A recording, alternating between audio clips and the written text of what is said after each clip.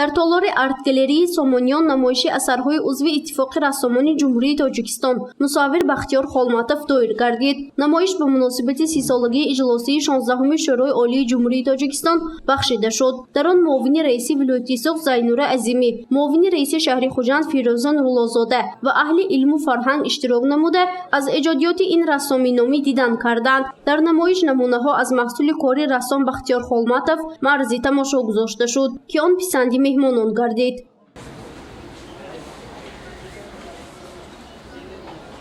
асарҳои ба намоиш гузоштаи рассом Бахтиёр Холматов асосан бозгӯи манзараҳои зебои кишвар, мавзеъҳои тарихӣ ва ҳунари волои халқи тоҷик буд. таъкид гардид, ки эҷодиёти рассом дар якчанд озмунҳои шаҳриву вилоятӣ, намоишномаҳои байналмилалӣ иштирок карда, сазовори ҷойҳои намоён гардидааст. муовини раиси вилояти Соғ Зайнура Азимӣ суханронӣ намуда, ба ҳунари рассомӣ ва санъати волои эшон баҳои баланд дод. Вай аз номи раиси вилоят Раҷаббой Аҳмадзода рассом Бахтиёр Холматовро бо ташкили ин намоишномаи ҷолиб табрик карда, дар эҷодиёту фаъолияти минбаъдаш барору комёбӣ таманно намуд.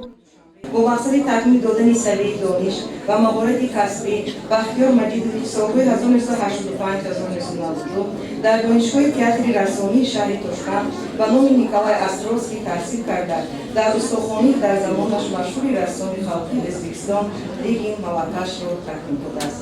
баъди хизмат дар сафҳои артиши шӯравӣ Бахтиёр Холматов дар фонди рассомии шаҳри Хуҷанд ва факултаи санъати донишгоҳи давлатии Хуҷанд ба номи Академияи Бобоҷон Ғафуров фаъолияти омӯзгорӣ ва эҷодӣ бурдааст. таъкид гардид, ки Бахтиёр Холматов дастпарвари донишгоҳи театри рассомии шаҳри Тошканд буда, дар факултети рассомии монументали нозукиҳои ин ҳунарро омӯхтааст. вай дар фонди рассомии шаҳри Хуҷанд, факултети санъати донишгоҳи давлатии Хуҷанд ба номи Академик Бобоҷон Ғафуров, ҷамъияти дорои масъулияташ маҳдуди нигор, ҳамчун расsom, омӯзгор ва коршинос кору фаъолият дошт. аз соли 2020 то имрӯз бошад дар комбинати қолинҳои Қайроқум ҳамчун расsom фаъолият мебарад. маҳсули кораш дар якчанд намоишҳои дохил ва хориҷи кишвар муаррифӣ шудааст. эҷодиёти вай инчунин дар муаррифии санъату ҳунари волои тоҷик муҳим арзёбӣ карда мешавад.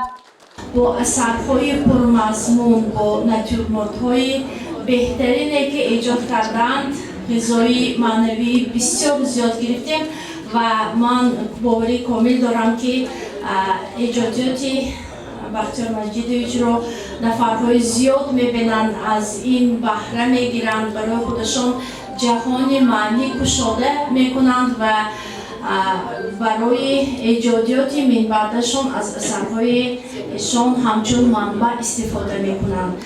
дар намоишномаи асарҳои мусаввир Бахтиёр Холматов ба ҷуз аз намояндагони мақомоти иҷроии ҳокимияти давлатии шаҳру вилоят, бахши фарҳанг, устодону омӯзгорон ва сокинон низ иштирок намуда, аз нозукиҳои санъати тоҷик дидан намуданд.